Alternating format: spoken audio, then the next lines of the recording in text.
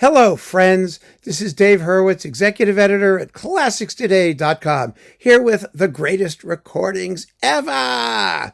And today, oh boy, we're talking about Vaughan Williams, A London Symphony, his Symphony number 2. Just a wonderful, rich, beautiful, romantic, gorgeous hunk of melodic fecundity. Yeah. It's fecund.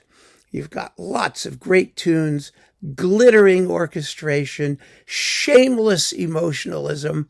I mean, there's just nothing not to love. Absolutely nothing. Even though it ends quietly, it does it in a way which is totally compelling and marvelous. It's been recorded a lot of times, and it's not an easy work to do, apparently, judging from the recordings that it's received. What are the tricky bits? Well, first of all, let's deal with the question of editions. Vaughan Williams revised it multiple times, usually making cuts, trimming, and tucking, and the final version is hands down, as is so often the case, the best.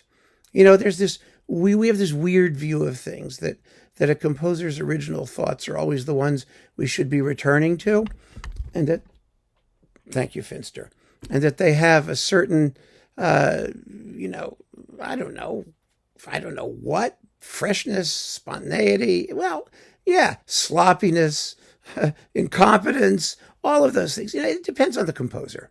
It really does. Some composers, had the whole piece in their head perfectly formed. They could write it down exactly, and it's perfect the way they did it the first time.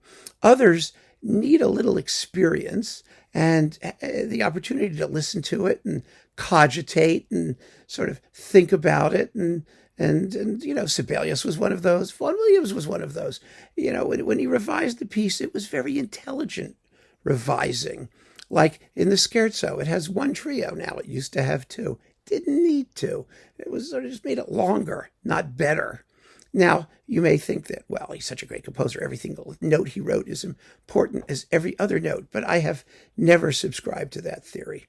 I really haven't. I think you got to compare in real time the results of the revision and see what we have. So there's only like one recording of the earlier version with Richard Hickox and the London Symphony, I think, on Chandos in strangely diffuse sound.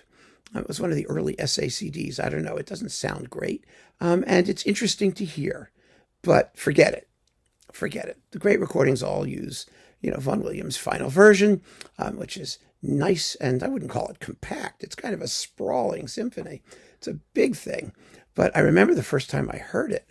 I mean, oh my God, it was so beautiful and so much fun.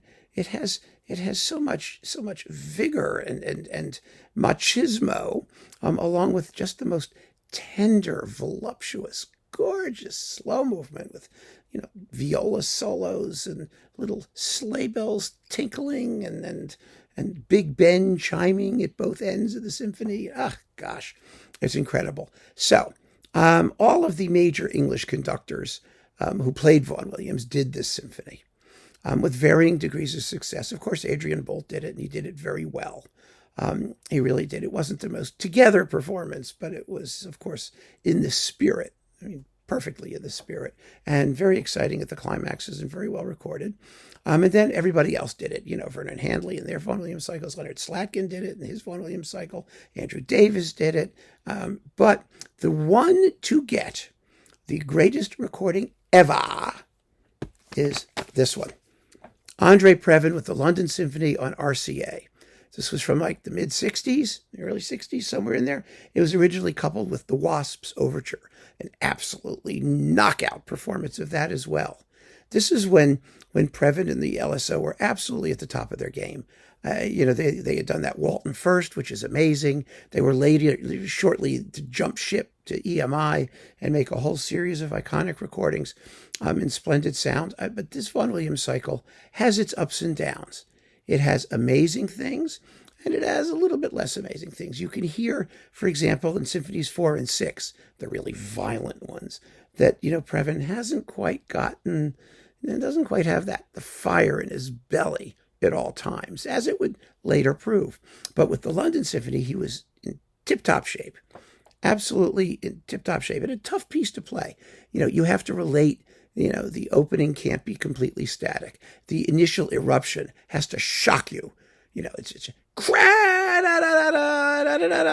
mean, it's really scary when it comes about. Some conductors take it too quickly, others not quickly enough. And to launch the allegro that ensues, there has to be a control of transition throughout the piece. It's hard. And so the rest of it goes much more easily. I remember playing it myself. We had a good conductor, thank God, who was able to relate everything to everything else, especially in the first movement. But it's oh gosh, it's fun to play. I got to do glockenspiel and cymbals and tam-tams and all kinds of stuff. At the climax, you've got to have a big swat at the tam-tam at the climax to blow the whole thing to smithereens, and they do. I mean, there's some performances where you can't even hear it. It's like, Bryden Thompson, what were you thinking? I don't know. But RCA was also making excellent sounding recordings in London at this time. So if you can get it separately, if you could still get it separately, it's worth getting separately rather than having to get a whole box. I mean, it's a good Vaughan Williams cycle. The Symphonia Antarctica is amazing. The Pastoral Symphony is stunning. It's got great stuff in it. But the London Symphony is the highlight. And it's the highlight of the entire London Symphony discography. Vaughan Williams called it a London Symphony. He didn't call it Symphony No. 2. We do, which is quite handy. But boy, is this Previn and the LSO working at their very, very best on behalf of a work that ought to be beyond standard repertoire. It should be as popular as any other romantic symphony in the universe because it's just glorious. So get it. Listen to it. You're going to love it. And keep on listening, friends. Thanks for joining me. Take care.